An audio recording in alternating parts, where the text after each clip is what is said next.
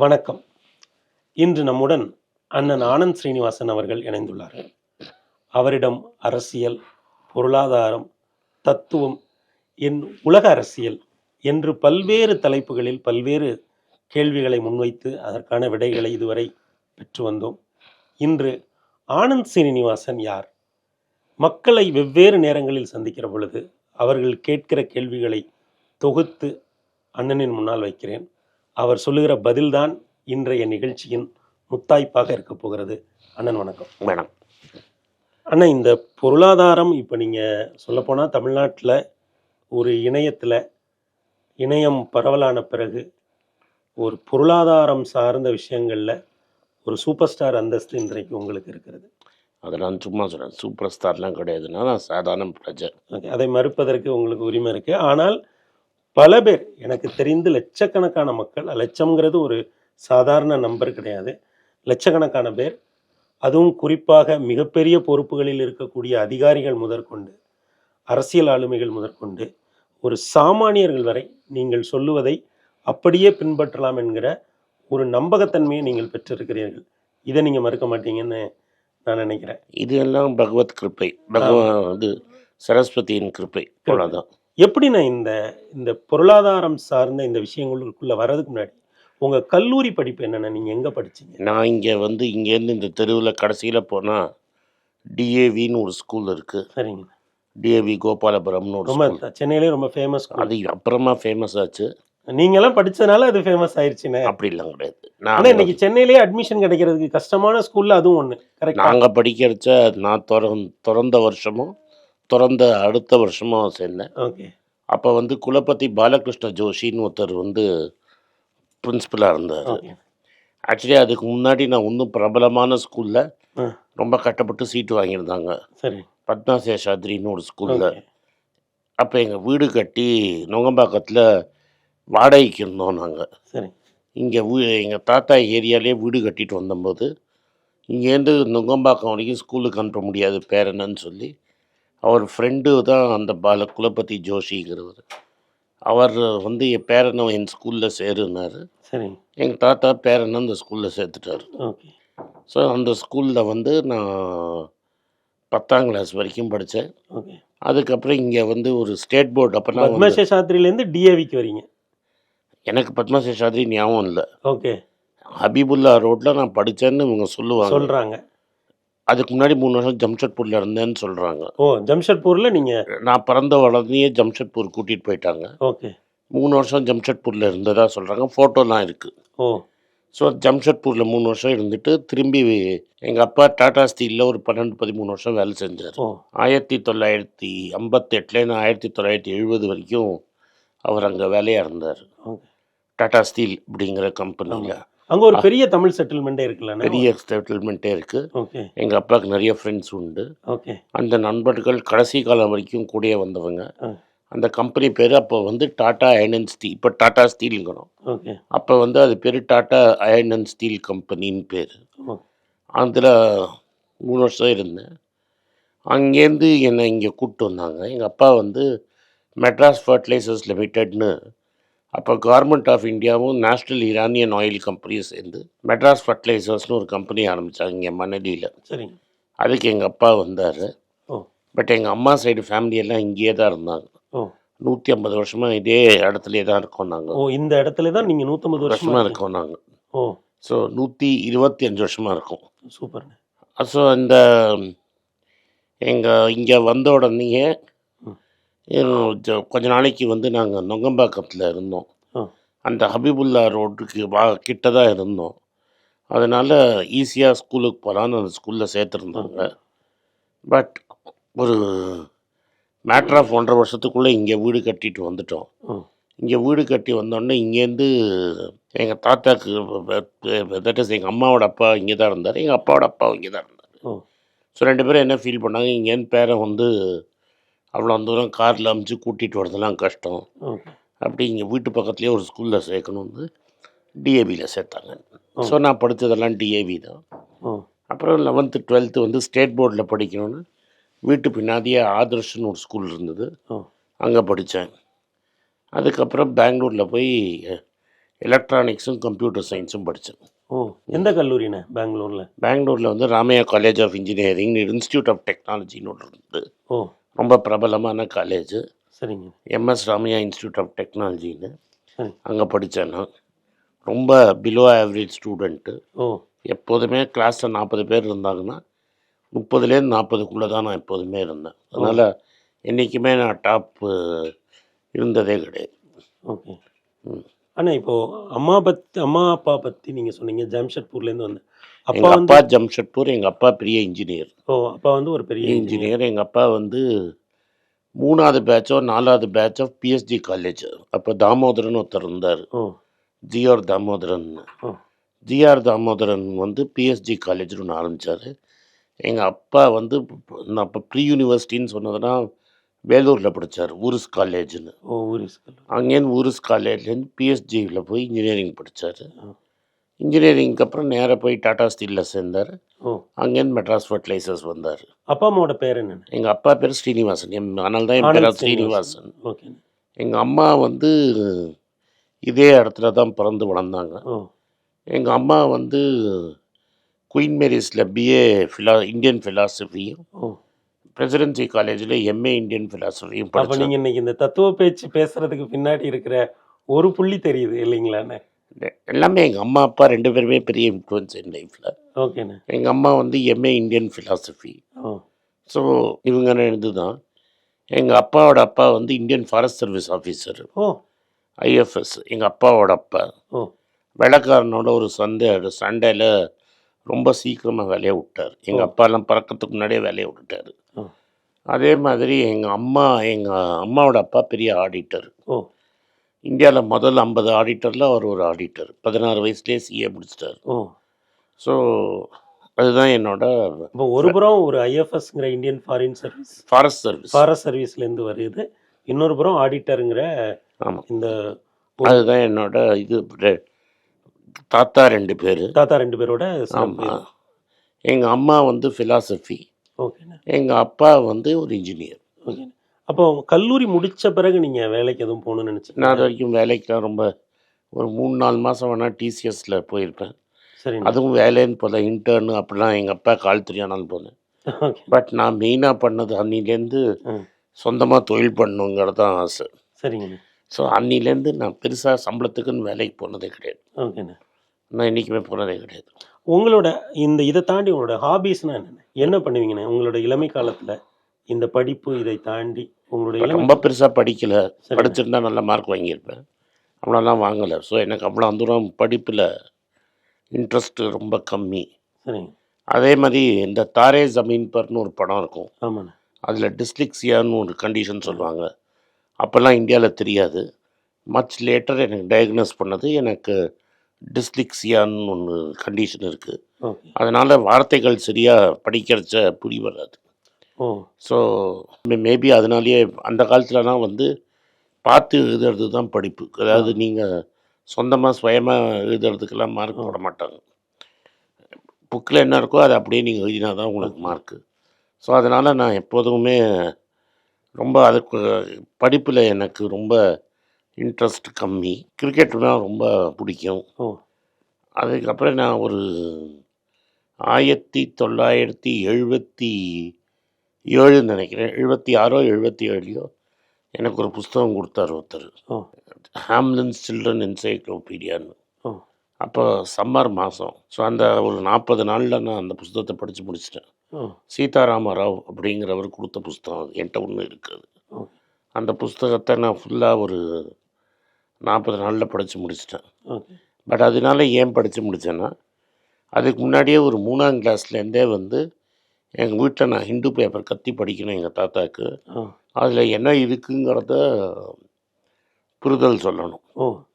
So அதனால எனக்கு முன்னாடியே ஒரு 10 வயசுக்கு முன்னாடியே அரசியல்லாம் நல்லா ஓ! புரியும். That is okay. தாத்தாவுக்கு நீங்க படிச்சு பேப்பர் படித்து சொன்னதுனால புரியும். ம். காமராஜ் செத்து போனது எனக்கு ஞாபகம் இருக்குது. ஓ! ராதாகிருஷ்ணன் செத்து போனது ஞாபகம் இருக்குது 78ல். ஓ! காமராஜ் செத்தும்போது எங்கள் வீட்டில் ஒரே ஒரு மாதிரி பதட்டம் வீட்டில். ஓ! அக்டோபர் 2ஆம் தேதி செத்தார். ஓ! அண்டு இப்போ உங்களுக்கு அந்த காமராஜ் மேல இருக்கக்கூடிய ஒரு மிகப்பெரிய ஈர்ப்பு வாழ்க்கையில பல இடங்கள்ல நீங்க வந்து காமராஜர் ஒரு முன்மாதிரியா வச்சு செயல்படுவதை நாங்க பார்க்குறோம். ஆமாம். அதற்கெல்லாம் காரணம் எங்கள் பேரண்ட்ஸ் தான். ஓ! என் பேரண்ட்ஸு, எங்கள் கிராண்ட்ஃபாதர் 77ல் ஒரு வாட்டி எனக்கு நல்லா ஞாபகம் இருக்குது. 77ல் வந்து காங்கிரஸ் சிம்பிள் வந்து மாடும் கண்ணும். அது காங்கிரஸ் தோத்த எலெக்ஷன். ஓகே. சவுத்தில் இராச்செய்யன் ஜெயிச்சார்னு நினைக்கிறேன். ஆமா. இங்கே இந்த கான்ஸ்டுவன்சியில், எங்கள் கான்ஸ்டுவன்சியில் ம். வீட்டில் வந்து கூப்பிட்டு போவாங்க ஓட்டு போடுறதுக்கு. அப்போல்லாம் ஓகே. எங்கள் தாத்தா ஓட்டு வந்து இதுக்கு அப்போ வந்து சின்ன பையன் நாங்கள். ம். தாத்தாவை தனியாக அனுப்பக்கூடாது, என்னை கூட அனுப்பிச்சாங்க. ம். ஸோ சீல் குத்தின முதல் எலெக்ஷன் நான் ஓட்டு போத்த பண்ணும்போது நான் 10 பைசா. ஓகே. எங்கள் தாத்தா வந்து ஜனதாக்கு போடுறதா இருந்தார். ஓகே. நீ ஜனதாக்கு போடாத, ம். இந்திரா காந்திக்கு போடுன்னு நான் வந்து அவர்கிட்ட சொல்லி ஓகே. மாற்றி போட வச்சு ஓட்டு போட்டேன். அதான் உங்களோட ஃபர்ஸ்ட் கேம்பெயின். அதான் என்னோடய ஃபஸ்ட்டு கேம்பெயின். ஓகே. ஏன்னா எங்கள் அப்பா வந்து இந்திரா காந்தியோட பெரிய விசுவாசி. ஓ! நாங்கள் எப்போதுமே காங்கிரஸுக்கு, எங்கள் அப்பா அம்மா 2 பேருமே காங்கிரஸ் விசுவாசிகள். ம். அதாவது எங்கள் வீட்டில் எப்படின்னா 1956லேயோ 55லேயோ எங்கள் அப்பா வந்து உருஸ் காலேஜ் படிக்கும்போது நேரு வந்தாருங்க. ஓ! ஸோ கொற்ற மழையில் நேரு பேசுகிறாரு. ஒரு ஷாமியானியா போட்டிருக்காங்க. ஸோ எங்கள் அப்பா என்ன சொன்னார்னா, அந்த சேரை எடுத்து கொற்ற மழையில் அவர் போட்டாருன்னு போட்டுட்டு அந்த டேபிள் தான் போட்டிருந்தாங்க முன்னாடி. ம். அந்த கொற்ற மழையில் இந்த டேபிள் எடுத்து முன்னாடி போட்டுட்டு அவர் வந்து அந்த ஏறி குதிச்சு அந்த டேபிளில் உட்காந்து மைக்கை முன்னாடி வச்சு பேசினார். ம். ஏன்னா ஸ்டூடெண்ட்ஸ் மழையில் இருக்காங்க. ம். எங்கள் அப்பாவும் எங்கள் பெரியப்பாவும் ஆக்சுவலாக இன்ஜினியரிங் பண்ண வேண்டாம், இது இங்கிலீஷ் படிக்கணும் அப்படின்னு, ஆங்கிலத்தில் புலமை வரணுங்கிறது தான் அவங்களோட இன்ட்ரெஸ்ட்டு. சரி. ஆனால் அவர் வந்து எப்படி அவர் இந்தியாவை மாற்றி கட்டமைக்கிறேன், ம். எப்படி அவருக்கு இன்ஜினியர் போகணும். ம். அப்போ அவர் வேலூர் நெய்வேலி ஆரம்பிச்சிருந்தார். ம். நெய்வேலி மாதிரி இடம்லாம் நான் பண்ணுறேன், எனக்கு இன்ஜினியர்ஸ் வேணும், ம். நீங்கள்லாம் இன்ஜினியரிங் படிங்கன்னு சொல்கிறாரு. ம். எங்கள் அப்பா வந்து லிட்ரேச்சரை விட்டுட்டு எங்கள் பெரியப்பா அப்பா 2 பேருமே இன்ஜினியரிங் பண்ணுறாங்க. ஜிஆர் தாமோதரன் வந்து ஒரு காங்கிரஸ் எம்பி, பொள்ளாச்சி எம்பி. அப்போ 52 57 அவர் வந்து பொள்ளாச்சியில் இருந்து வந்த காங்கிரஸ் எம்பி. ஸோ எங்கள் அப்பாவுக்கு வந்து கிண்டிலையும் சீட்டு கிடச்சிருக்கும். ம். ஆனால் அதுக்கு முன்னாடியே வந்து நல்லா படிக்கிற பையன்னு என் காலேஜில் சேர்ந்துருன்னு சீட்டு அவர் எடுத்துக்கிறாரு. ஃபீஸில் ஒரு டிஸ்கவுண்ட் கொடுத்தாரு. ம். இல்லை ஃபீஸ் எல்லாம் படிக்க வச்சார். அதாவது ஏன்னா அவர் வந்து ஒரு ஃப்ரீயாக படிக்க வைக்கிறவர். ம். ஸோ அப்படியே படிக்க வச்சார். அண்ட் அப்போல்லாம் எல்லாருமே காங்கிரஸு நேருங்கிறது ரொம்ப பெரிய ஆழ்மை. ம். எங்கள் அம்மா இன்ஃபேக்ட் வந்து டிஎம்கே முதல் வாட்டி பிளாக் ஃப்ளாக் காட்டினாங்க. ம். நேருவுக்கு கருப்பு கொடி காட்டினாங்க. ம். இப்போ கோபேக் மோடி மாதிரி அப்போ கோபேக் நேருன்னு பண்ணாங்க. அப்போ வந்து நேரு வந்து ஹெலிகாப்டர்லேயே போகல. ம். அவர் என்ன பண்ணார்னா, இறங்கி ஒரு ஓப்பன் வண்டியில் மெட்ராஸ் ஃபுல்லாக போனார். அப்போ டியர் கேஸு அடிதடி சண்டை நடந்தது. அன்றைக்கி எங்கள் அம்மா நேரு சில்ட்ரன் கார்டன் ஸ்கூலில் இருந்தாங்க. ம். நேருவை பார்க்கறதுக்கு போயிருந்தாங்க அவங்களாம். ஓகே. ஸோ எங்கள் அம்மா அப்பாவெல்லாம் நீங்கள் கேட்டிங்கன்னா அவங்கவுங்களுக்கு ஒரு நேரு கதை இருக்கும். ஓ! அதே மாதிரி அந்த காங்கிரஸ் பாரம்பரியத்தோடயே நீங்க தொடர்ந்து வளர்ந்து வரீங்க.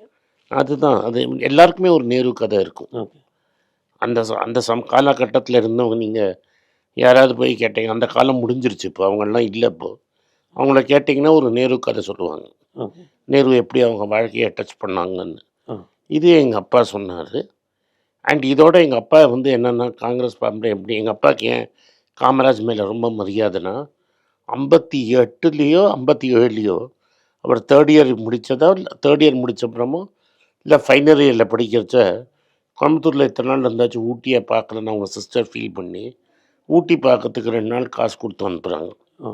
அப்போல்லாம் எப்படின்னா வந்து ஹோட்டலில் எங்கள் அப்பா சொல்லி தான் எனக்கு தெரியும், லாட்ஜில் வந்து 2 பேரும் ஒரு ரூமில் தங்குற மாதிரி ஒரு லாட்ஜெல்லாம் இருக்கும். ஓகே. ஸோ 57 58ல் ஊட்டியில் ஒரு அசம்பிளி செஷன் நடக்குது.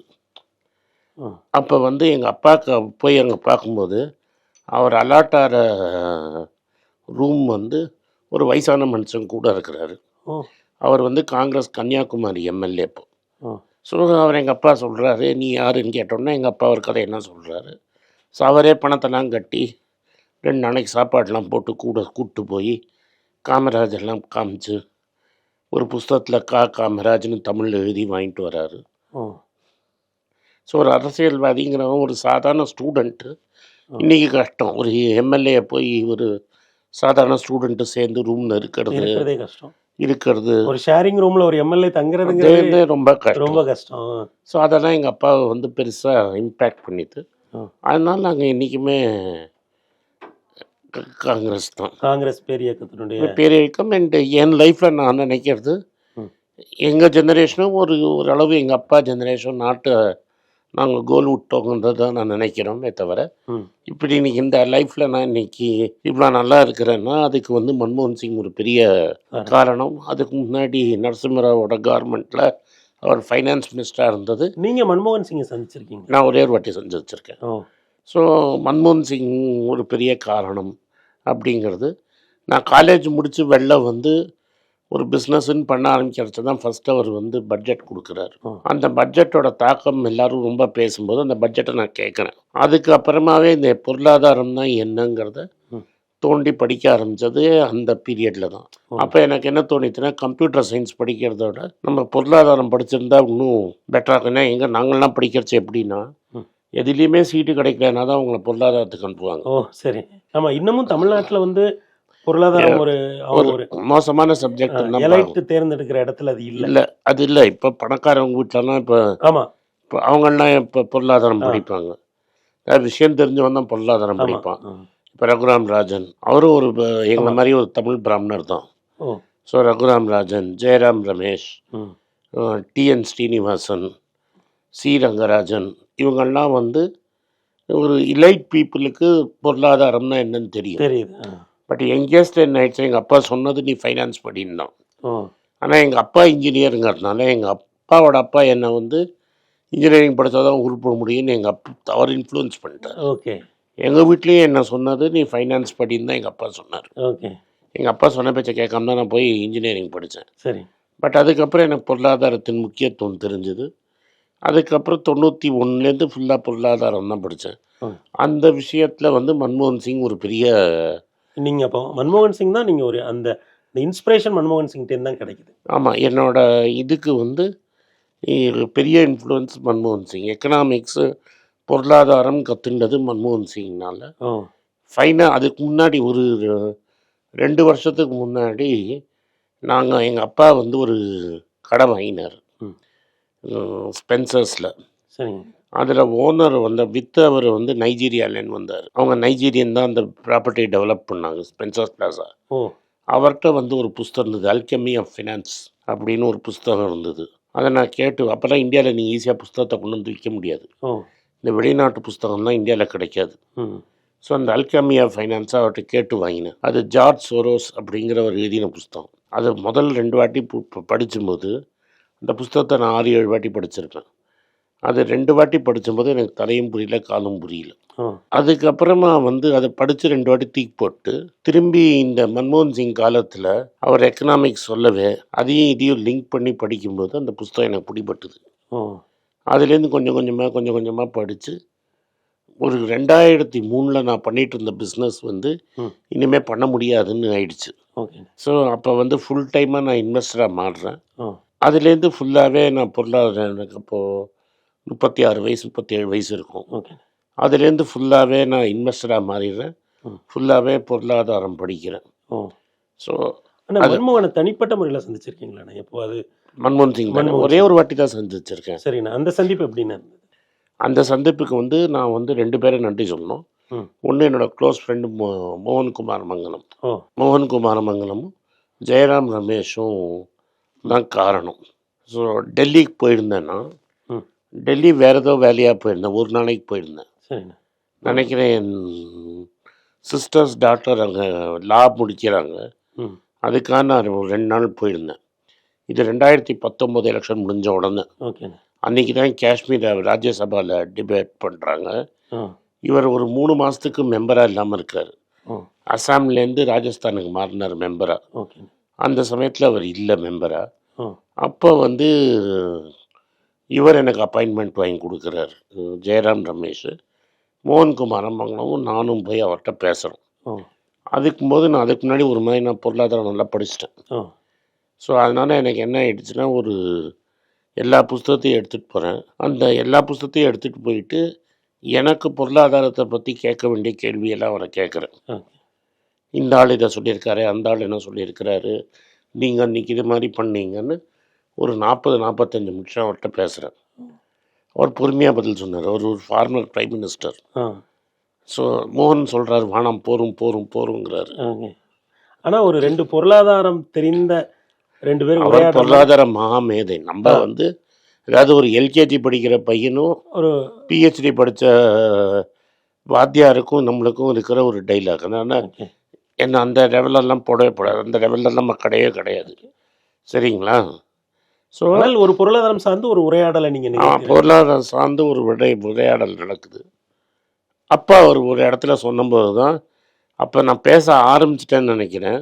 ஓ பட் அவ்வளோ பெரிய ஃபாலோயிங் கிடையாது. ம் டிவியில் பேசுகிறேன். இந்த சேனலை ஆரம்பித்து ஒரு 50,000 60,000 பேரோ ஏதோ இருக்கிறாங்க.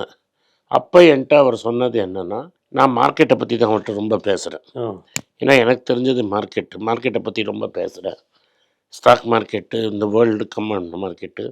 அப்போ அவர் என்ன சொல்கிறார், 90% இந்தியாவுக்கு மார்க்கெட்னால என்னன்னு தெரியாது. ஓ மார்க்கெட் தான் கரெக்டு. ம் ஆனால் 90% பேரை வந்து மார்க்கெட்டுக்குள்ளேயே உள்ளே விட மாட்டாங்க. ஆ ஸோ நீ இது என்ன லெவல் பிளேயிங் ஃபீல்டே கிடையாது. ஓ ஸோ முதல்ல நீங்கள் வந்து மார்க்கெட்டோட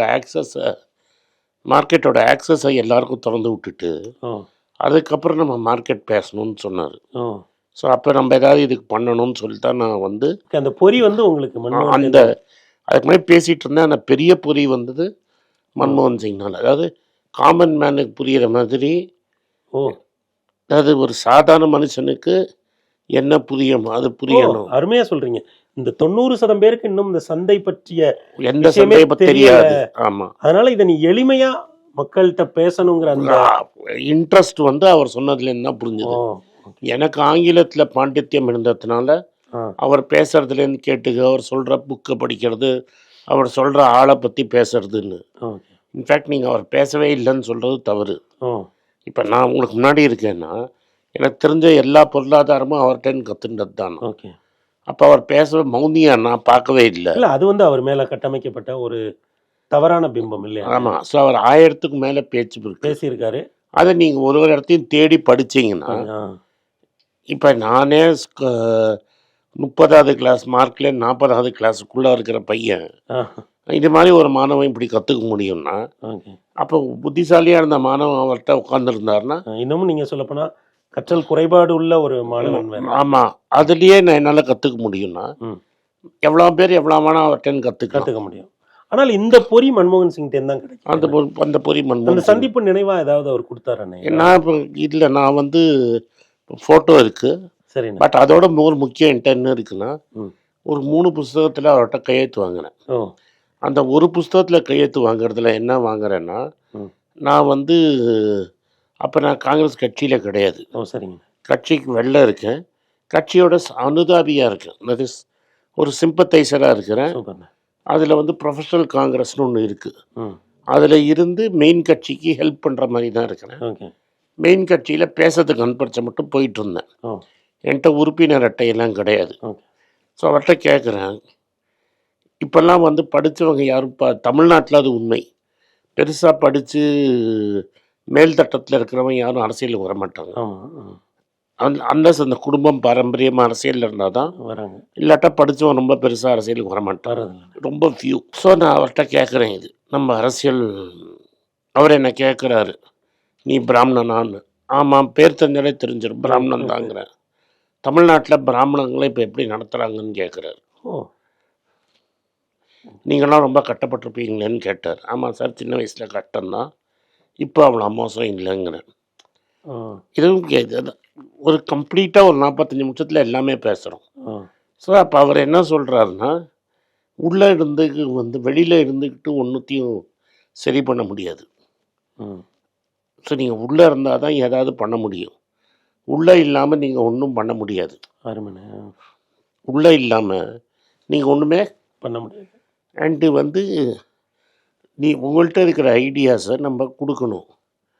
கட்சியை எடுத்துக்கும், ஏற்றுக்காமல் போயிடும். ஓ பட் ஐடியா கொடுக்கறது நம்மளோட வேலை. ஓ இந்த ஐடியாவை நீங்கள் கொடுத்துக்கிட்டே இருந்தீங்கன்னா என்றைக்கா ஒரு நாளைக்கு அந்த கட்சி ஐடியாவை எடுத்துக்கும். அன்றைக்கி நீங்கள் கட்சிக்கு யூஸ் ஆவீங்க. ஓகே. ஸோ அவரோட முதல் ஸ்பீச்லேயே பார்லிமெண்ட்டில் அவர் முதல்ல பேசும்போதே the power of an idea whose time has கம்னு தான் பேசினார். விக்டர் ஹியூகோவை கோட் பண்ணார். Nobody can stop an idea whose power whose time has come அப்படின்னு. And may I present to this august house that India take her rightful place in the Committee of World Nations is one such ஐடியாங்கிறார். Okay. So என்கிட்ட அவர் என்ன சொல்கிறாருன்னா, ஒரு ஐடியாங்கிறது உங்களை மாதிரி ஆட்களால் தான் கொடுக்க முடியும். ஓ இந்த மேல்தட்டில் படித்தவனால தான், சொசைட்டியை புரிஞ்சுக்கிட்டு ரெஸ்பான்சிபிளாக இருக்கிறவனால தான் ஐடியா கொடுக்க முடியும். ஓகே. ஒரு அரசியல் கட்சி இன்றைக்கு ஒரு மனிதனை ரெக்கக்னைஸ் பண்ணாமல் இருந்தால் கூட நேரம் வரும்போது கண்டிப்பாக நேரங்காலம் வரும். ஓ நீங்கள் உள்ளே இருந்தீங்கன்னா தான் அந்த நேரங்காலம் வரைச்ச உங்களை ரெக்கக்னைஸ் பண்ணும். அது வரும், வராமையும் போகலாம். போகலாம். பட் நம்ம கடமை வந்து உள்ளே இருந்து ஐடியா கொடுக்கறது. எக்ஸலண்ட். இதை தான் அவர் எழுதியும் கொடுத்தாரு எனக்கு. ஓ இதை எழுதி அப்போ கொடுத்து ரெண்டு முக்கியமான யோசனைகளோட நீங்கள் மன்மோகனை சந்திச்சுட்டு வெளியே வரீங்க. ஆமாம் போட்டு அவர் எழுதி கையெழுத்து இந்த ஐடியா எவ்வளோ இம்பார்ட்டண்ட்டு, ஓ இதுக்கு லார்ட் கீன்ஸுங்கிறவர் என்ன சொல்லியிருக்காருன்னு எழுதி கையெழுத்தே போட்டு கொடுத்தாரு. ஓ அந்த புஸ்தகம் என்கிட்ட இன்னும் இருக்குது. ஓ நான் வரேன், வந்தோடனே கட்சியில் சேர்றேன். எங்கள் ஏரியாவில் ஒரு 7-8,000 பேரை மெம்பர் ஆக்கினேன். ஓ பிசிசி மெம்பர் ஆகிறேன், ஏஐசிசி மெம்பர் ஆகிறேன். பட் அவர் இல்லைன்னா இந்த பிசிசி ஏஐசிசி மெம்பரு இல்லாட்டா இப்போ மீடியாவில் நான் இருக்கிற பொறுப்பு ஓ இதுக்கெல்லாம் நான் வந்திருக்கவே மாட்டேன். எதுக்கு ஒரு நம்மளுக்கு எதுக்கு வம்புன்னு நம்ம ஆ தள்ளியே இருந்திருப்பேன். பட் அவர் சொன்னது இதுதான், நம்ம வந்து அனுபவிச்சாச்சு. இப்போ நான் வந்து நேருவும் இந்திரா காந்தியோ ராஜீவ் காந்தி ஆர் ஈவன் மன்மோகன் சிங் பண்ண நல்லதெல்லாம் நாங்கள் யூஸ் பண்ணிக்கிட்டோம். ஒரு வண்டு பூலேருந்து தேன் எடுக்கிற மாதிரி முழுசாக தேனை உறிஞ்சு இன்னைக்கு நல்லா இருக்கும். அதான். ஏன்னா உங்களுடைய ஒரு தாத்தா ஆடிட்டர், ஒரு தாத்தா இந்தியன் ஃபாரஸ்ட் சர்வீஸ்ங்கும் போதே அந்த தரத்தை வந்து புரிஞ்சுக்க முடியுது. ஆனால் அது மக்களுக்கு பயன்படணும் அப்படிங்கிற ஒரு இடத்துக்கு நீங்கள் மாறுறீங்க. அது வந்து எங்கள் அப்பாவுக்கும் எங்கள் அப்பா வந்து எங்கள் தாத்தா சண்டை போட்டு வேலை வந்ததுன்னா எங்கள் அப்பாவுக்கு பெரிய பொருளாதாரம் ஸ்ட்ரென்த்து கிடையாது. ஓ ஸோ அந்த பொருளாதாரம் ஸ்ட்ரென்த்துங்கிறது எங்கள் அப்பானால தான் வருது. ஓ பட் நேருவே இல்லைன்னா தாமோதரன் இல்லை, ஆ தாமோதரன் இல்லைன்னா பிஎஸ்ஜி இல்லை, ஆ பிஎஸ்ஜி இல்லைன்னா எங்கள் அப்பாவுக்கு எங்கள் தாத்தா பொண்ணே கொடுத்துருக்க மாட்டார். ஓகே. எங்கள் அப்பா வந்து படித்து இன்ஜினியராக இருந்து டாடா கம்பெனியில் மேனேஜராக இருந்ததுனால தான் பொண்ணு கொடுத்தாரு. ஓகே. இல்லாட்டா பொண்ணே கொடுத்துருக்க மாட்டார். ஓகே. ஸோ ஒரு தாமோதரன் இல்லைன்னா ஓகே. பிஎஸ்ஜிங்கிற காலேஜே இருந்திருக்காது. புரியுதுண்ணே. அந்த பிஎஸ்ஜி காலேஜுக்கு பர்மிஷன் கொடுத்ததே பண்டித் நேரு தான். ஓகே. ஏன்னா நிறைய இன்ஜினியர் வேணும்னு. ஓ அப்போ அந்த நேரு இல்லைன்னா எங்கள் குடும்பமே இவ்வளோ தூரம் வளர்ந்துருக்காதுங்கிறது ஓகே. எங்களோட புரிதல். இது எங்கள் குடும்பத்தின் புரிதல். ஓகே. அப்போ இந்த இடத்துல தான் இப்படி ஒரு பின்புலத்தோடு தான் நீங்கள் மன்மோகனை சந்திக்கிறீங்க. இப்போ இந்த விஷயங்களை நம்ம யூடியூப்ல பேசணுங்கிறத நீங்க எதை வச்சு நான் முடிவு பண்ணி? எது? இப்போ நீங்க இந்த முதலீடுகள் சம்பந்தமாக, பங்குச்சந்தை சம்பந்தமாக இதெல்லாம் மக்களோடு உரையாடணும் அப்படிங்கிற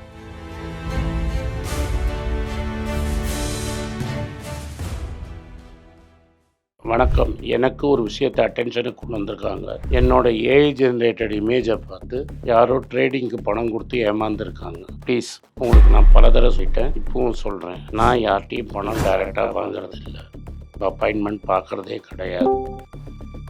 அதனால் என்னை பார்க்கலான்னு யாராவது காசு கேட்டாங்கன்னா இல்லைன்னு சொல்லிவிடுங்க. அடுத்தது ஒரு இமெயில் ஐடி இருக்குது, அதில் போட்டால் எங்கள் டீம் கான்டாக்ட் பண்ணுவாங்க. அது டைம் ஆகுதுன்னா வினோதோட இன்ஸ்டாகிராம் அக்கௌண்ட்டில் வினோத்தை மெசேஜ் பண்ணுங்க. அவன் என் தம்பி, அதுலேயும் அவன் காசு கேட்க மாட்டான். காசு கேட்குறாங்கன்னா ஏமாறுறீங்க. யார் என்ன சொன்னாலும் கம்பெனிக்கு செபி அல்லது ஐஆர்டிஏ அல்லது ஆர்பிஐ ரெஜிஸ்ட்ரேஷன் இருக்கணும். இந்த 3 ரெஜிஸ்ட்ரேஷன் ஏதாவது இருந்தால் தான் உங்களோட பணத்தை நீங்கள் கொடுக்கணும். நீங்கள் இன்கேஸ் ஆஃப் இன்சூரன்ஸ் டைரெக்டாக இன்சூரன்ஸ் கம்பெனிக்கு தான் கொடுக்கணும். இன்கேஸ் ஆஃப் ட்ரேடிங் நீங்களே புரோக்கர்கிட்ட போட்டு ட்ரேட் பண்ணணும். மியூச்சுவல் ஃபண்டும் கம்பெனிக்கு தான் கொடுக்கணும். த்ரூ எக்ஸ்சேஞ்சு நீங்கள் வாங்கிக்கலாம். இதெல்லாம் எதுக்கு நான் உங்களுக்கு சொல்கிறேன்னா, யாரையாவது சொல்கிறாங்கன்னு நம்பி ஏமாறாதீங்க.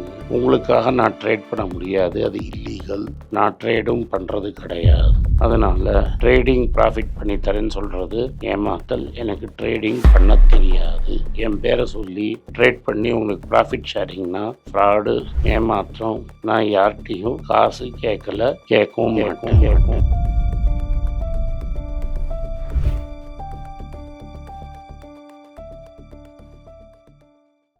வணக்கம், இது ஆனந்த் ஸ்ரீனிவாசன். இது என்னோட பர்சனல் சேனல்.